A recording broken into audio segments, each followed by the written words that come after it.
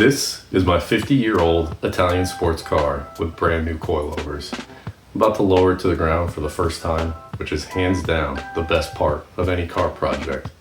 As the lift lowers, at some unknown point, the coilovers take over and show you the new look of your car.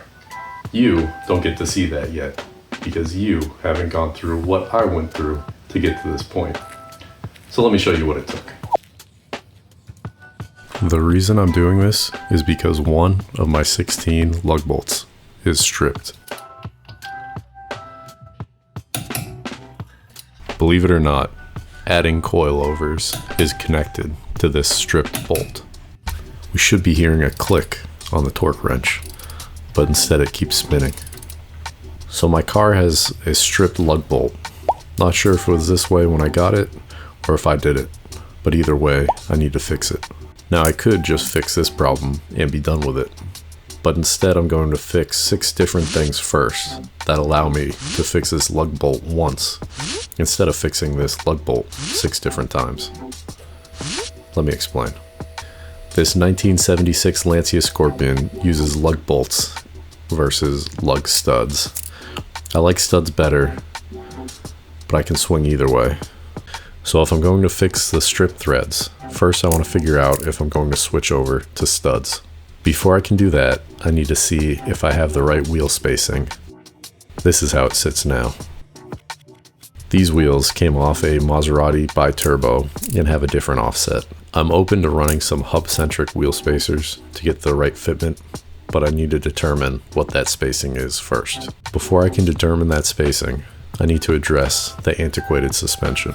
I have some coilovers for that. Before I can put the coilovers on, I need to make a quick adjustment to my quick jacks. Once I adjust the quick jacks, I'll be able to lift the car. Once I lift the car, I'll be able to mount the coilovers. Once the coilovers are on, I'll be able to see how the wheels fit. Once I see how the wheels fit, I'll know if I need spacers. Once I know if I need spacers, I'll know if the stock lug bolts will work or not. Once I know if the stock lug bolts will work or not, I'll know if I'm going to fix just one thread or if I'm changing the whole thing over to lug studs.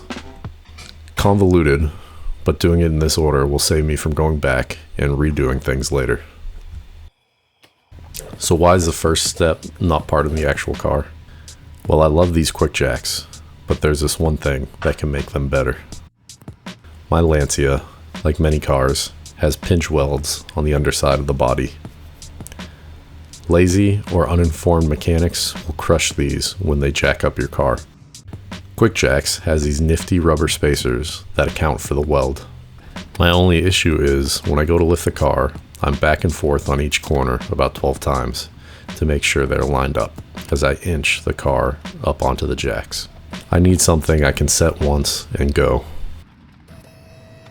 Which brings me over to the drill press, aka my nemesis from my last video.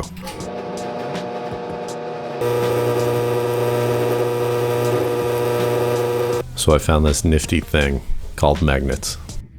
I'll set these into the rubber, place them on the car lift points,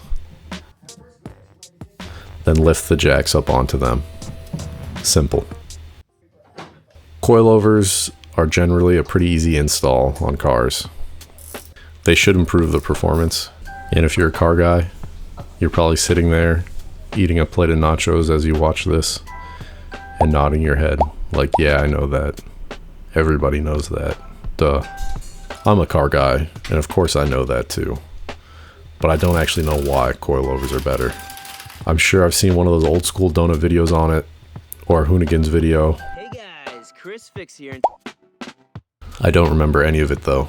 I'm just mindlessly consuming it while I co-consume nachos. Like, what specifically do coilovers do? So here is a very simple explanation. The originals on top are called struts or shocks. They both have the same-ish looking 2 parts to them: shock absorbers and the springs.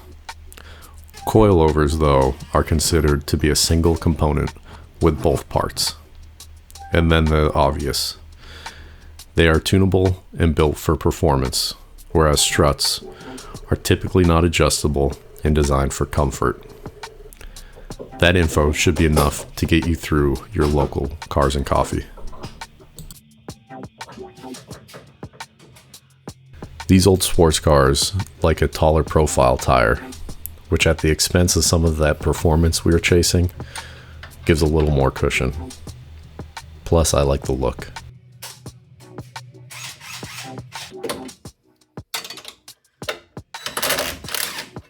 I'm not looking for the perfect ride height yet, just getting it ballparked until everything's done. That oil drip from the struts explains a mystery leak on my garage floor that I thought might have been the brakes. I'm really liking this ride height, but these are definitely going to need some spacers. Once I have the camber and height dialed in, I can get my measurements. About an inch looks right. Again, the rarity of this car makes finding parts tricky. Looks like this site will do made-to-order wheel spacers that are hub-centric. Without that ring, you lose precision in the fitment. Might sound minor, but when you're cruising at 50 miles per hour, you'll feel vibrations. What's the current meta on spacers? Are they still considered a hack move, but everyone secretly does it? Or do people not care anymore if you do it? Like using AI to write your emails. Now that I have the spacers ordered, I know that I just need to repair one lug thread. This is either the home stretch or the halfway point. I'm not sure. This thread repair kit should do the trick. And because of the material and how they work, they're supposedly stronger than the original threads. Drilling out the hole is another story though.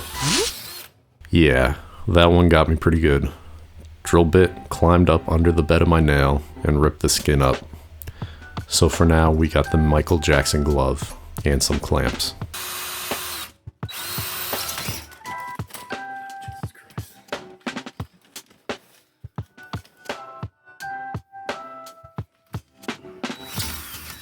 Not only did the drill give me issues, but the thread tap feels like it could snap at any moment. But we get there in the end.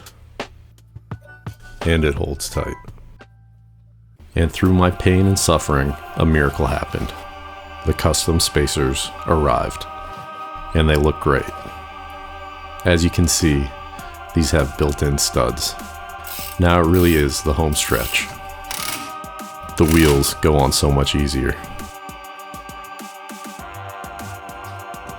With everything bolted on, time to see the new fit. And for you camera nerds, this shot is on a split diopter lens.